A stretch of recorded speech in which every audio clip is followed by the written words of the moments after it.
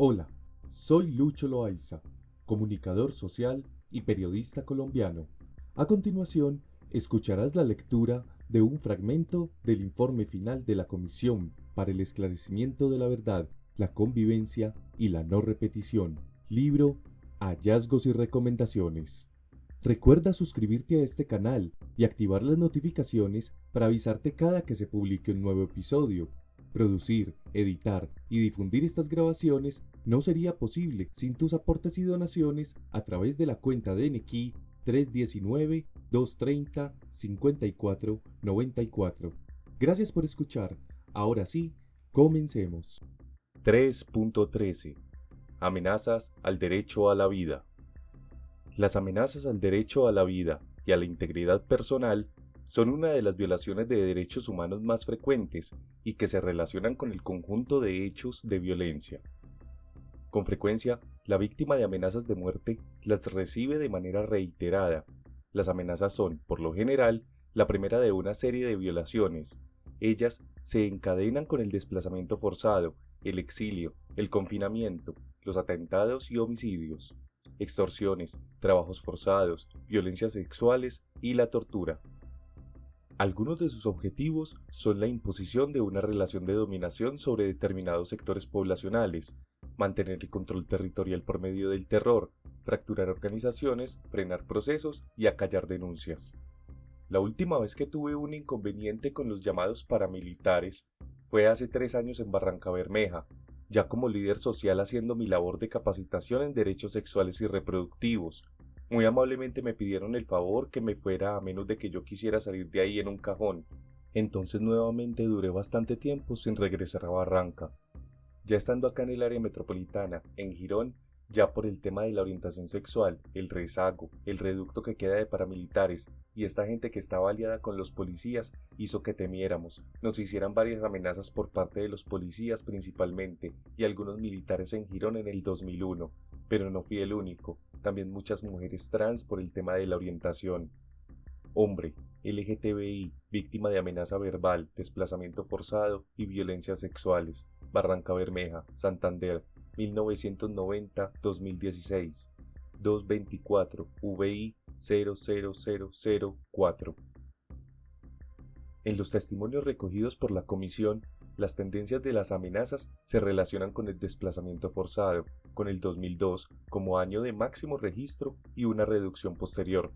Por su parte, el Registro Único de Víctimas registra 588.484 hechos y muestra un aumento álgido en 2000 y 2002, momentos que coinciden con el fin del proceso del Caguán, la extensión de las masacres paramilitares, el secuestro y la agudización del conflicto armado. Si bien, después el registro de amenazas disminuyó, de nuevo aumentó considerablemente en 2012, cuando se duplicaron los casos, comparado a una década antes. Luego, esta tendencia se mantiene hasta 2014 y en 2017 el aumento de nuevo de las amenazas coincide con el periodo posterior a la firma del acuerdo de paz. Este aumento considerable coincide con el inicio de las labores de la Unidad de Víctimas y la conformación del Registro Único de Víctimas RUV. Es probable que, al declarar las víctimas, han priorizado el desplazamiento forzado y, en segunda instancia, la amenaza más cercana con el tiempo. Por tal razón, y comparando la tendencia del conflicto armado general, el subregistro de amenazas en la época más violenta del conflicto, 1995-2004, es muy alto, y el dato general de amenazas del RUV no refleja la real dimensión de esta violación de derechos humanos. La combinación de las dos bases de datos muestra la persistencia de las amenazas durante los últimos 20 años de conflicto armado. Hay que tener en cuenta que el mantenimiento en el tiempo de las amenazas conlleva también un impacto por la historia previa vivida. Las amenazas se dan en un contexto donde se llevaron a cabo masacres, asesinatos o desapariciones forzadas, por lo que su acción no puede verse de forma aislada, sino como parte de la continuación del terror vivido, y sus consecuencias se relacionan con ese impacto acumulativo. Gráfica. Registro de amenazas según el RUV y las fichas de las entrevistas de la comisión, comparación de tendencia con el tiempo, 1985-2018.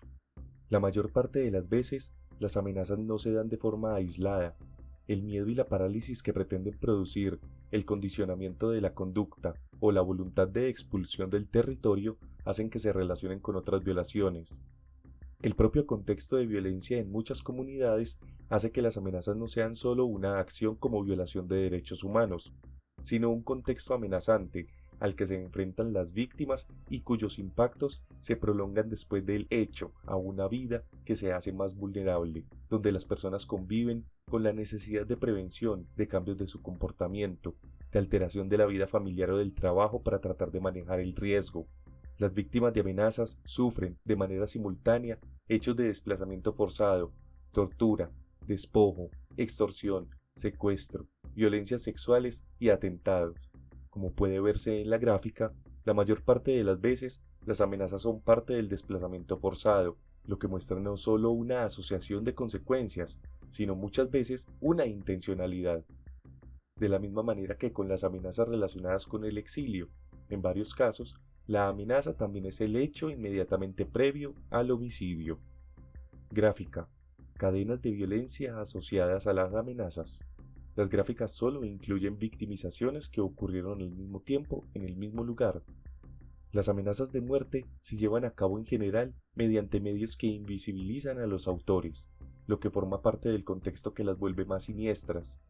Pueden ser mediante llamadas telefónicas, panfletos, listas, cartas o mensajes por correo electrónico y redes sociales que se pueden volver virales con facilidad.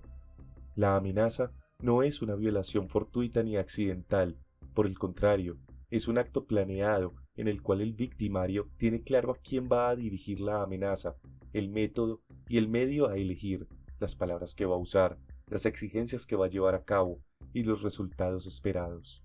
En general, se dirigen a la parálisis de la acción, a la expulsión del territorio o al exilio de la víctima.